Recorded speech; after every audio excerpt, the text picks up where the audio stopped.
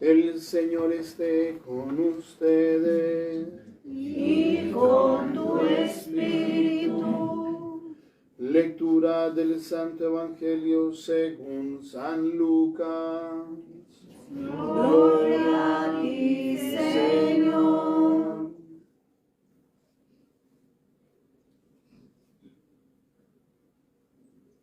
Habiendo llegado Jesús a Nazaret, le dijo al pueblo en la sinagoga: en verdad les digo que ningún profeta es aceptado en su pueblo. Puedo asegurarles que en Israel había muchas viudas en los días de Elías, cuando estuvo cerrado el cielo 3 años y 6 meses, y hubo una gran hambre en todo el país. Sin embargo, a ninguna de ellas fue enviado Elías, sino una viuda de Sarepta en el territorio de Sidón. Y muchos leprosos había en Israel en tiempo del profeta Eliseo. Sin embargo, ninguno de ellos fue curado, sino Naamán el sirio. Al oír esto, todos en la sinagoga se pusieron furiosos, y levantándose lo echaron del pueblo, y lo llevaron hasta un precipicio del monte sobre el que estaba edificado su pueblo, con intención de despeñarlo. Pero Jesús abrió paso entre ellos y seguía su camino. Palabra del Señor. Gloria a ti, Señor Jesús. Tengan la bondad de sentarse. Las palabras del Santo Evangelio borren nuestros pecados. Amén.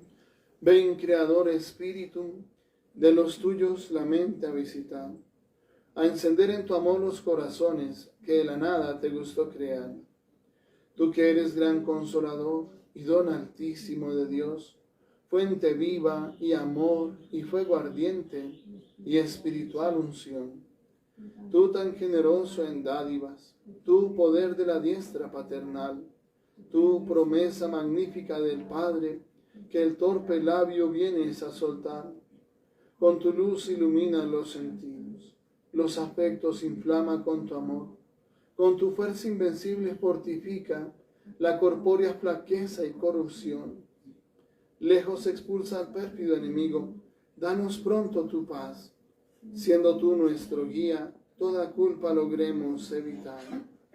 Denos tu influjo conocer al Padre, denos también al Hijo conocer, y en ti del uno y otro Santo Espíritu, para siempre creer.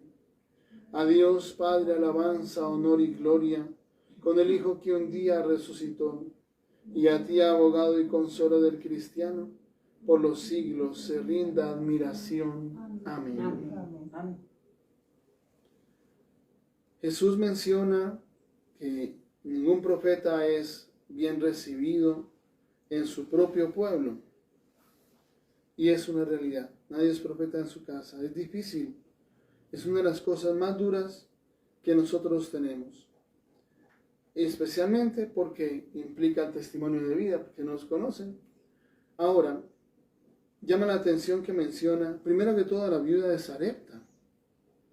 Sarepta, el territorio de Sidón, era un sitio donde había mucha maldad, mucha brujería, cosas fuertes, pues no conocían a Dios. Y generalmente cuando no se conoce a Dios, se mete uno por caminos que no son, buscando lo que parece que es Dios. Y es donde encontramos, por ejemplo, en muchos casos, en muchos pueblos, donde el tema de la brujería ha estado ahí de una forma muy fuerte y ni siquiera se han dado cuenta que le están pidiendo favores al maligno y no están reconociendo al Creador. Por ejemplo, los egipcios. El famoso libro de los muertos de los egipcios es un libro de brujería, pero en su máxima expresión. El famoso libro de los muertos. Y ahí está. Y pues muchas de las cosas que se obtenían era a través de cosas del mal.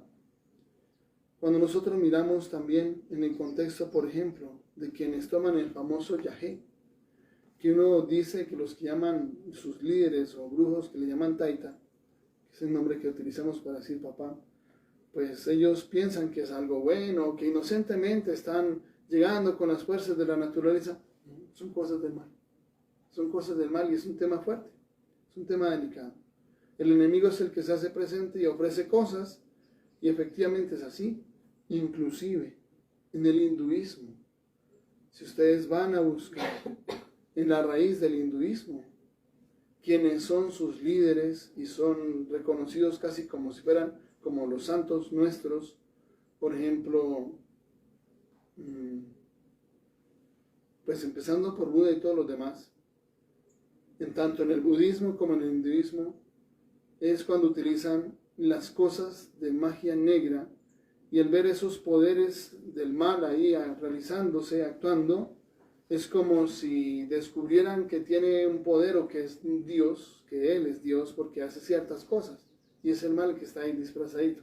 El enemigo es muy astuto y ha sabido cómo seducir a muchas personas en distintas culturas por caminos que no son buenos. Entonces, pues en Sarepta, pues no es que hubiera cosas muy buenas para encontrar, más aún había cosas muy negativas, cosas muy malas, mucha maldad. Pero es allá donde envía el Señor al profeta Elías, y pues encontramos que había una viuda que tenía un hijo, y ella estaba recogiendo una leña para hacer un panecito, porque le quedaba un poquitico de harina en la alcuza y un poquitico de aceite, mejor dicho, para hacer un pan y ya. Y ella misma lo reconoce, dice, pues, estoy recogiendo leña, se nos acabó todo, nos queda un poquitico de harina y un tricito de aceite en la alcuza, no más. Un poquitico de aceite, un tricitico de harina. Y voy a hacer un panecito, porque no alcanza para más. Para mí, para mi hijo, nos lo comeremos y luego moriremos. Y el profeta Elías le dice, haz lo que dices, pero primero dame un panecillo a mí, uno pequeñito.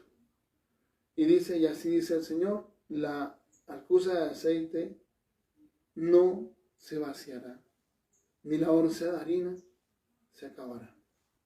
Y efectivamente se iba multiplicando cada día. Cuando llegaba el momento de hacer, ahí encontraban otra vez la misma harina, aunque ya había gastado toda esa harina para hacer un panecito, y al día siguiente aparecía otra vez la harina, y así hasta que llovió. Hasta que llovió. Fueron 3 años y medio, 3 años y medio, que es la mitad de lo que sucedió en Egipto cuando lo de las vacas gordas, las vacas flacas, eran 7 años, y ponía en riesgo la seguridad alimentaria de todos. Realmente podía haber muerte porque no había los recursos para sostenerse en tanto tiempo. Y sabemos que fue por intervención de Dios en ese sueño del faraón, donde Dios les mostró que tenían que prepararse para una gran hambruna, y así lo hizo Egipto. Construía ciudades enteras con casas, pero no vivía nadie ahí, estaba llena de grano, llena de grano. De los 7 años de gran abundancia, para después a los 7 años en que no llovió nada y no hubo ninguna cosecha, y se acabó en menos de nada lo que tenía. Además, nadie pensaba que iba a durar tanto tiempo, nadie estaba preparado para eso. Los egipcios sí, por el sueño del faraón y la interpretación que Dios concedió a través de José. Entonces, hasta que vuelve a llover 3 años y medio, tenemos que reconocer también el contexto en que eso sucedió. El Señor, cuando permitió eso y a través de Elías, que cerró el cielo 3 años y medio, lo hacía porque el pueblo se había desviado a otra religión. Ahora tenían otras creencias. Ahora estaban siguiendo a otros dioses. La palabra Baal se traduce esposo. Era la infidelidad buscando otros esposos. Ya no a Dios Yahvé, sino a Baal. ¿Y ese Baal cuál era? Baal le conocían como el dios del clima, el dios de la lluvia, por eso no llovía. Precisamente. ¿Están confiando en el dios de la lluvia? Bueno, a ver, ¿en quién confían? No llovió. 3 años y medio. Porque tenían puesta su fe en Baal, el dios del clima, el dios de la lluvia. Y para que ellos se dieran cuenta que estaban confiando en un falso dios, un ídolo, que era Baal, pues no llovió. No llovió. Y solamente cuando llega ese momento en que se purifica la fe del pueblo de Israel Y es en ese acontecimiento fuerte, cuando llega esa contienda, quedaba solamente Elías como profeta. En cambio, los sacerdotes de Baal eran 450. Y hay un reto que hace Elías a todos ellos. Van a preparar un toro listo para el sacrificio, van a poner la leña, van a poner el toro y no le van a prender fuego. También Elías va a hacer lo mismo, va también a poner el altar y va a poner la leña y el toro y no va a prender fuego. Y van a invocar a su Dios y el Dios que responda con el fuego es el Dios verdadero. Entonces ahí había una situación que realmente no tenía de otra. Era una intervención de Dios sí o sí, para demostrar cuál era el Dios verdadero. Y vemos que pues iniciaron los sacerdotes de Baal, 450 de ellos. Prepararon el altar, pusieron la leña, descuartizaron el toro, lo pusieron encima de la leña, listo para el sacrificio, pero no había fuego. Tenía que Dios poner el fuego. Y comenzaron ellos a hacer todas sus invocaciones, cantos, ritos, todo lo que ellos estaban buscando. Y en ese momento, nada, hasta se burlaba Elías de ellos y decía, grite más fuerte, tal vez está durmiendo, tal vez se fue de viaje, tal vez... Y no había ninguna respuesta. Cuando llega el momento, inclusive, hubo un momento en que ellos se cortaban, como ese ámbito de los sacrificios humanos, aunque pues ahí fue más que todo el hacer que ellos sangraran por todo lado, como una forma de sacrificio. Es un tema bastante fuerte. Cuando llega el turno a Elías, el profeta Elías, él hace una oración. Y para que el mismo pueblo lo escuche y se den cuenta, para que sea Dios el que responda con el fuego. E inmediatamente, cuando inclusive hizo un hueco alrededor del altar y echaron agua, el toro quedó mojado, la leña quedó mojada, echaron mucha agua hasta que se llenó el hueco que había hecho alrededor y que había una fanigada de trigo. Y llegó el momento en que estaba todo lleno de agua. No había ni esperanza de que brotara aquel fuego. Y Dios respondió con el fuego exactamente sobre el toro que había preparado el profeta Elías. Inclusive el fuego que descendió, además de que abrazó la víctima, la quemó, secó toda el agua que había, inclusive la que estaba emposada, se secó toda. Y es el momento en que todos comienzan a decir, no es Baal, es Yahvé, es el Señor, Él es Dios. Y el pueblo volvió nuevamente a la fe en Dios, en Yahvé. Solamente en ese momento. Y es el momento en que ya no estaban confiando en el Dios de la lluvia, en el Dios del clima, que era Baal. Entonces es cuando Elías pide a Dios que llueva. Y efectivamente así sucede. Así sucede. Y vuelve otra vez a llover y es el momento en que va a mirar desde el mar, que es una nubecita como del tamaño de una mano, y es el momento en que le manda a decir al rey de Israel rápido que se va a mojar, rápido entra a su casa y así es, llovió, volvió a llover. Pues es en ese momento, mientras tanto, cuando va a hospedarse allá en la casa de esa viuda de Sarepta, en Sidón, una sirofenicia. Ahora, el otro signo es muy interesante. Naamán el sirio. Resulta que el pueblo de Israel tenía un dolor muy grande con respecto al imperio asirio.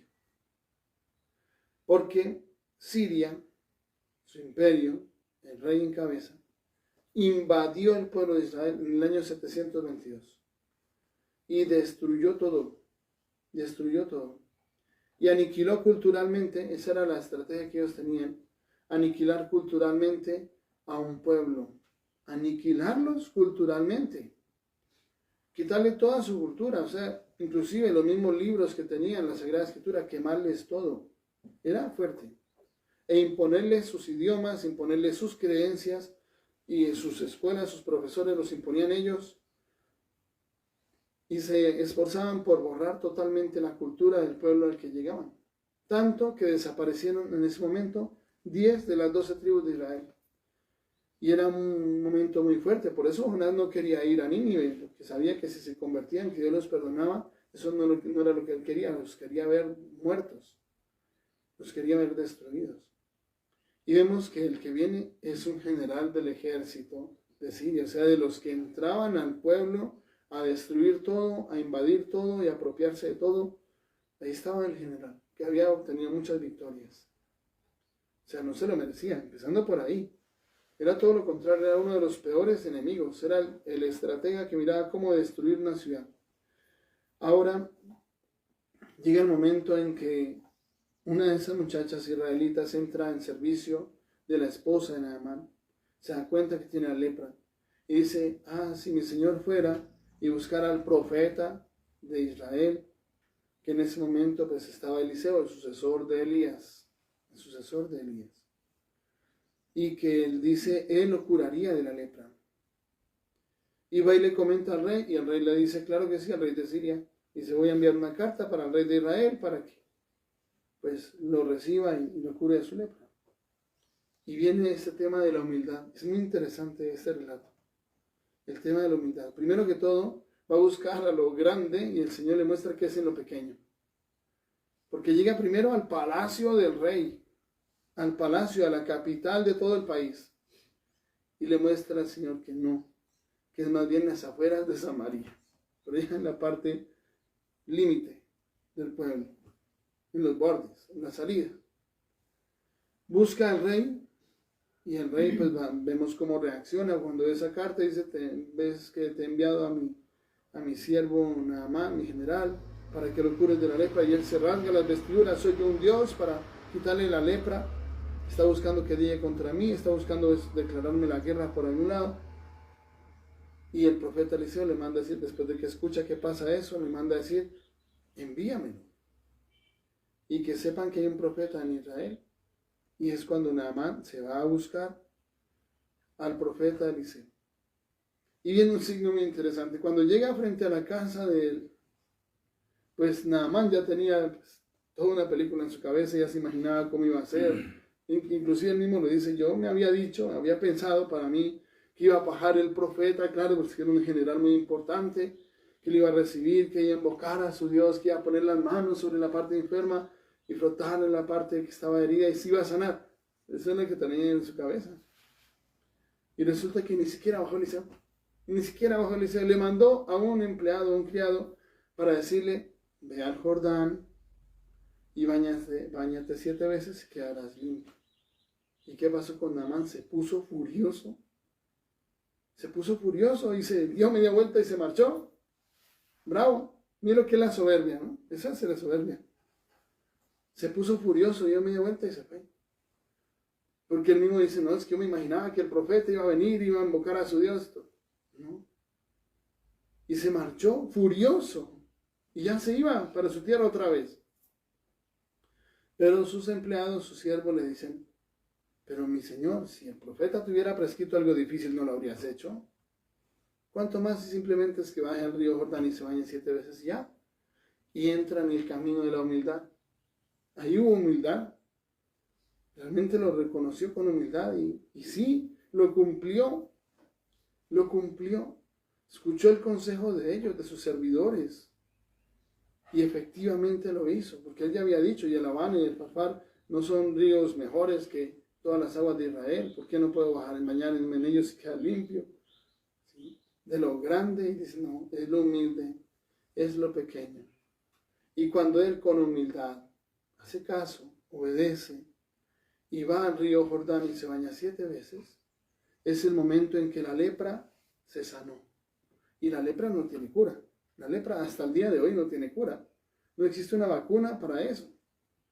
Que por cierto, la lepra la encontramos hoy en nuestro camino, en los armadillos. El armadillo en su piel, su caparazón, tiene la lepra. Por esos animalitos del monte, mejor dejarlos allá. Usted se come esa gallinita que tiene ahí en su patio y sabe qué vacunas tiene, sabe qué medicina se le ha dado. Pero esos animalitos mejor dejémoslos en el monte. La lepra no tiene cura. Y es un milagro, y él mismo reconoce y lo dice, no hay un Dios en toda la tierra, sino el Dios de Israel. Es la lección de la humildad y la sencillez. Y mire que él no se merecía ese milagro, y lo dice Jesús. Muchos leprosos había en la tierra de Israel. en la época del profeta Eliseo. Pero solamente fue sanado Naamán el sirio. Y por cierto era el sirio. Era una persona que era enemiga al pueblo de Israel. Y es el momento en que al poner esos dos ejemplos de la viuda de Sarepta y Naamán el sirio, dice que ellos se ponen furiosos. Se ponen furiosos. Y comienzan a empujar a Jesús y lo van sacando hacia un peñasco en el monte donde estaba fundado el pueblo de Nazaret, de su casa donde estaba predicando esto. Y llegó el momento en que todos sus amigos, vecinos, primos, familiares, y eso era un dolor también para la Virgen María, a cuántos de ellos no les hizo favores, eran sus vecinos, y ya estaban mirando cómo matar a Jesús, porque lo que buscaban era eso, era matarlo, despeñarlo, botarlo allá en ese despeñadero, tirarlo al abismo. Era eso lo que lo llevaban, y lo iban empujando, iban muy furiosos, estaba el odio en su cara, es una cosa fuerte. Pero como no era el momento de Jesús, se abrió paso, pues perfectamente con su poder, que nadie lo pudiera tocar, se abrió paso y se iba, se alejaba. Y pues ya no menciona el texto que haya vuelto a Nazaret. Ya no volvió a Nazaret. Y es un punto fuerte porque efectivamente su pueblo lo expulsó, lo sacó, lo expulsó del pueblo, lo querían matar. Pues echarlo del pueblo es lo que nuestro mundo también hace hoy con Dios. Cuando Dios nos envía a sus profetas y nos dice el camino de la salvación, nos muestra el camino de la verdad, eso no nos gusta, no nos gusta. Y si hoy encontramos, por ejemplo, un grupo de personas militando en las ideologías, sea el LGTB, sea el feminismo, proclamando que el aborto libre y gratuito y todo lo que quiera, y usted dice que no, lo pueden estar linchando. Le pueden estar quitando la vida y convertirse en un mártir hoy, en ese contexto. Cuando usted se opone a la ideología LGTB, que los transgénero, que los transespecie, que los transedad, que no, que es que yo percibo, me autopercibo que soy una niña de 8 años y comienza a actuar como una niña de 8 años. No creemos que ese feto, que es un ser humano, y está creciendo, no creemos que sea un ser humano. Ah, pero sí nos creemos que un hombre vestido de mujer es una mujer. Un hombre vestido de mujer seguirá siendo un hombre hasta los últimos huesitos que tenga, marcarán que es el ADN de un hombre. Y si dentro de 1000 años se encuentran los huesitos de él, van a decir, es un hombre de 35 años, ahí le va a salir todo. No, pero es que tenía falda. Por más que se ponga una falda y se pinte los labios y se deje crecer el cabello y se ponga hormonas para que ya no le salga más barba, pues seguirá siendo un hombre. Entonces, si creemos que un hombre vestido de mujer sí es una mujer, pero creer que un ser humano que está formándose, que está creciendo, que no es un ser humano, que es un montón de células, que eso sí andamos creyendo. Pero si usted se opone a la ideología y en un momento dice que no, va a tener todo el ataque.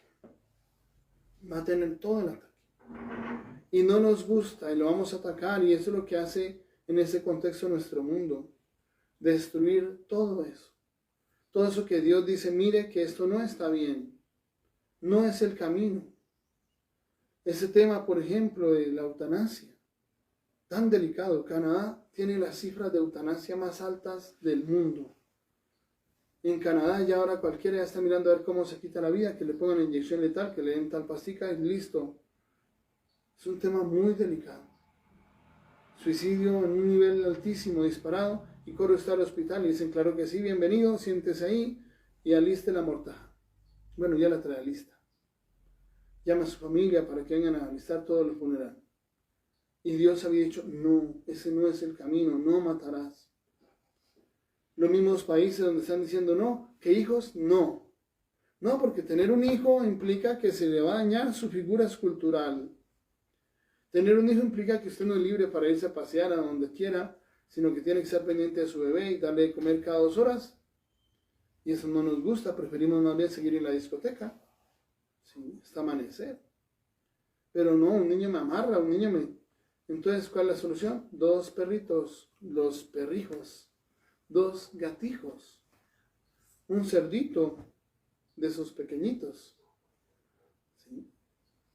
Y es fuerte ver eso, que usted una señora por la calle con un cochecito de bebé y llevas un perrito allá adentro, con ropa y todo, sí, con ropa y todo.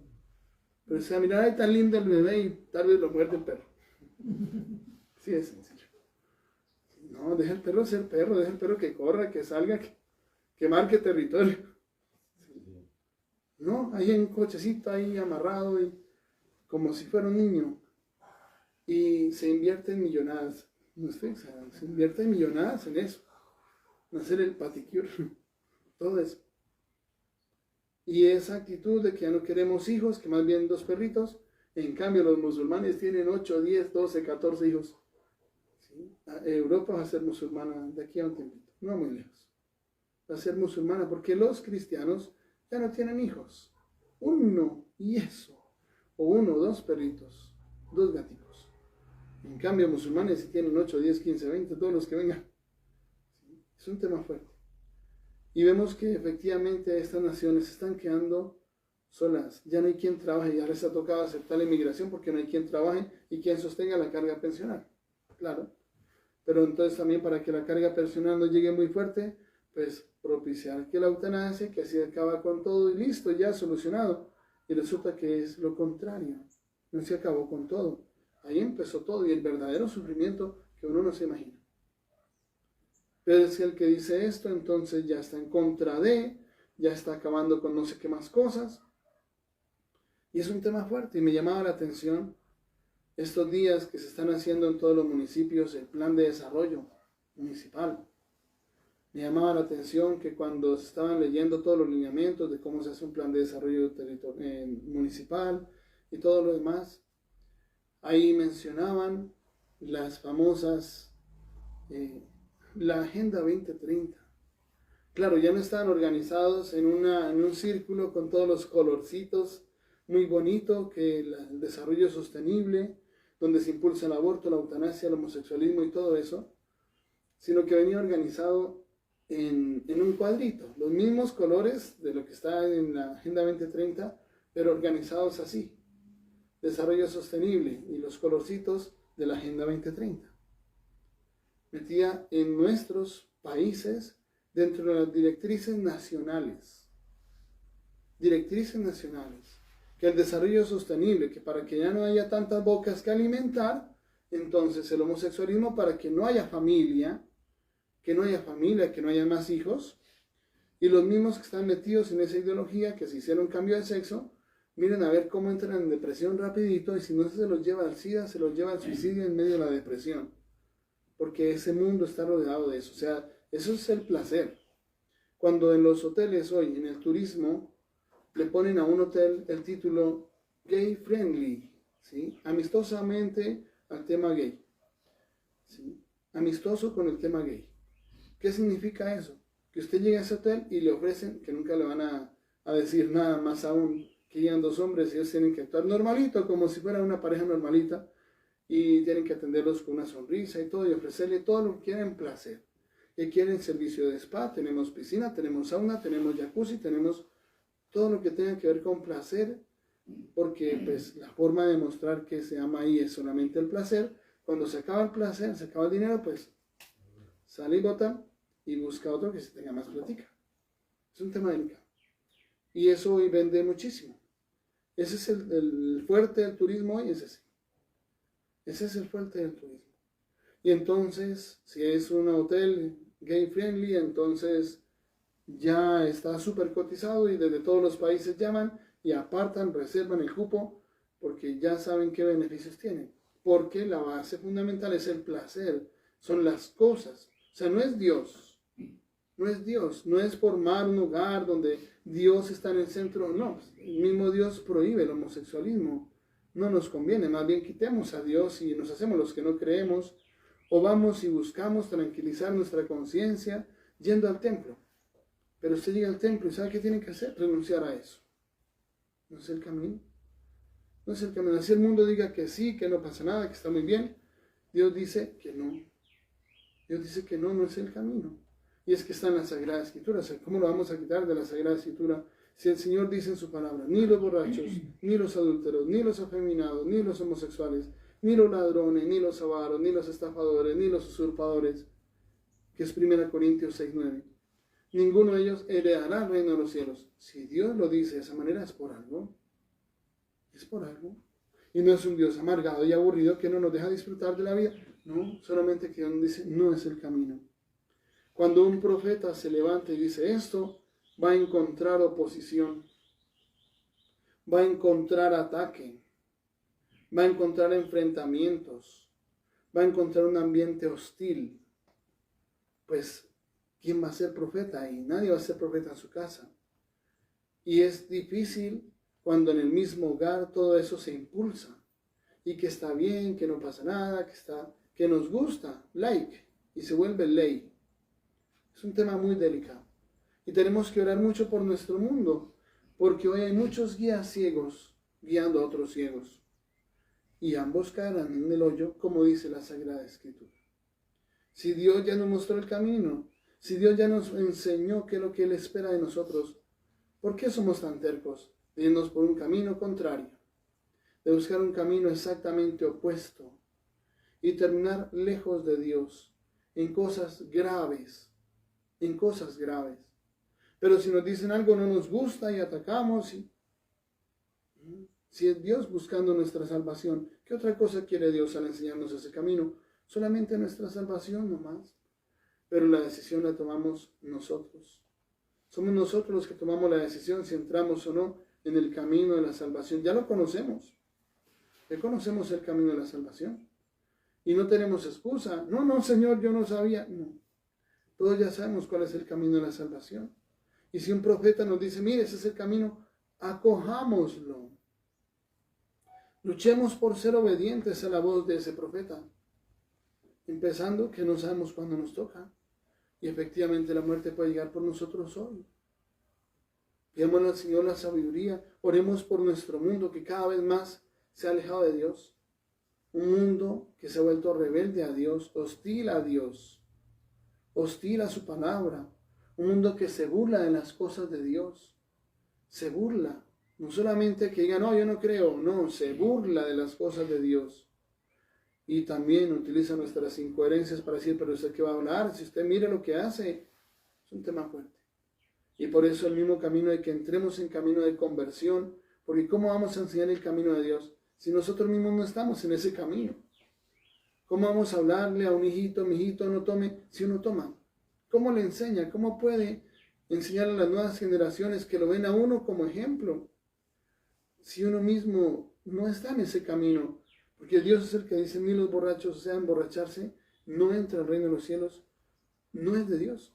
Pues viene el proceso de renunciar. Así le duele al alma. No, es que a mí me gusta porque mis amigos, porque toda una vida lo he hecho. Tiene que renunciar de corazón. De otra forma, ¿cómo va a evangelizar? Por eso no se puede ser profeta en su casa si uno no comienza por uno mismo. Entonces pidámosle al Señor esa gracia de una sincera conversión. Que entremos en un proceso nuevo, de una conversión de verdad. Y que no sea porque la gente nos vea, sino para Dios, porque Él es el que nos va a juzgar y Él conoce el corazón. Que nuestra Madre del Cielo nos ayude a entrar en ese proceso. Así sea. Así sea. Así sea. Padre bueno, aunque no todos podemos recibirte sacramentalmente, te suplicamos que vengas a nuestro corazón a través de la comunión espiritual.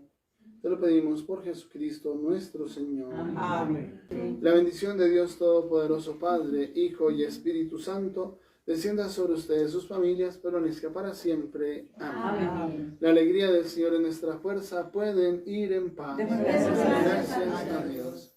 Feliz día, feliz semana para todos. Gracias, Padre. Igualmente. A ustedes.